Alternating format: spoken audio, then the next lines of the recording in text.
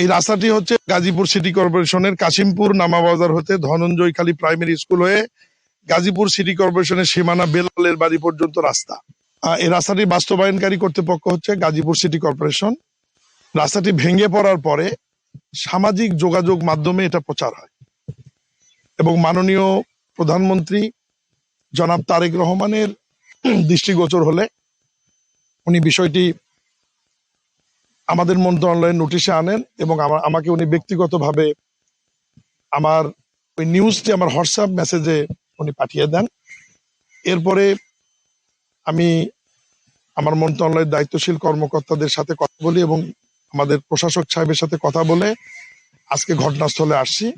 এখানে আমার সাথে উপস্থিত আছেন স্থানীয় সরকার বিভাগের সম্মানিত সচিব আমাদের শহীদুল হাসান সাহেব, উপস্থিত আছেন গাজীপুর সিটি কর্পোরেশনের মাননীয় প্রশাসক শওকত আলী সরকার, যুগ্ম সচিব স্থানীয় সরকার, গাজীপুর জেলা নবনিযুক্ত জেলা প্রশাসক ভূঁইয়া, সিটি কর্পোরেশনের সিইও সহ আমাদের উপসচিব রবিউল সাহেব সহ আমাদের মন্ত্রণালয়ের সর্বোচ্চ প্রতিনিধি দল আজকে আমরা এটা পরিদর্শন করলাম।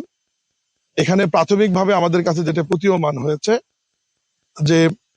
যে ঠিকাদার কাজটি করেছে, আমরা এর আগে তদন্ত করিয়েছি, গতকাল এবং পরশু একটি টিম এখানে কাজ করেছে। তারা আমাদের কাছে প্রাথমিকভাবে যে রিপোর্টটি দিয়েছে, এটা কিন্তু প্রাথমিক রিপোর্ট, আমি বলছি আবার, নিম্ন মানের নির্মাণ সামগ্রী ব্যবহার করা হয়েছে। এখানে প্রাকৃতিক দুর্যোগের বিষয়টা এখানে আসছে, এই কারণে এটি ভেঙে পড়েছে।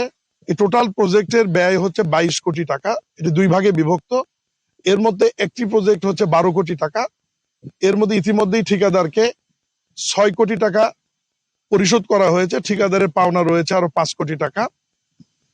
আমরা আজকে আমার নেতৃত্বে যে টিম মাননীয় প্রধানমন্ত্রী জনাব তারেক রহমান এখানে পাঠিয়েছেন, আমরা প্রাথমিকভাবে এই প্রজেক্টের কাজের দেখভালের দায়িত্ব যিনি ছিলেন এই জোনের নির্বাহী প্রকৌশলী শামসুর রহমান এবং পিডি হারুনুর রশিদকে আমরা সাময়িকভাবে বরখাস্ত সিদ্ধান্ত নিয়েছি যে তারা সাময়িকভাবে বরখাস্ত থাকবে এবং ঠিকাদারি প্রতিষ্ঠানের ব্যাপারে আপাতত তারা এই কাজ করতে পারবে না। তাদের ব্যাপারে কালো তালিকা ভুক্তি বা অন্যান্য যে বিষয়গুলো আছে সে বিষয়ে আমরা পদক্ষেপ নিব। আমরা একটা তদন্ত কমিটি আজকে করার সিদ্ধান্ত নিয়েছি। এখানে আমি উল্লেখ করতে চাই যে সাধারণত বাংলাদেশে যে কোনো ঘটনা ঘটলেই বিগত সরকারি সময়গুলোতে আপনারা দেখেছেন যে তদন্ত কমিটি হওয়ার পর আলোর মুখ দেখে না, কমিটি পর্যন্তই শেষ হয়। কিন্তু এইবার আলোর মুখ দেখবে। ইতিমধ্যে আমরা ঘটনাস্থলে কিন্তু সিদ্ধান্ত দিয়ে দিয়েছি আপনাদেরকে। আমরা বলেছি যে প্রাথমিক কি ঘটনা ঘটেছে, 2 জন কর্মকর্তাকে আমরা বরখাস্ত করেছি সাময়িকভাবে, ঠিকাদারি প্রতিষ্ঠানের বিরুদ্ধে ব্যবস্থা নেওয়া হবে এবং এই কাজ চলমান রাখবার জন্য তাতে ভবিষ্যতে এই ঘটনা না ঘটে এবং আরো কার ব্যবস্থা নেওয়া যায়, পুরো ঘটনার সাথে আরো কারো জড়িত, এ ব্যাপারে 7 দিনের মধ্যে একটি রিপোর্ট আমাদের কাছে উপস্থাপন করার জন্য আমরা একটা উচ্চ পর্যায়ের কমিটি করেছি।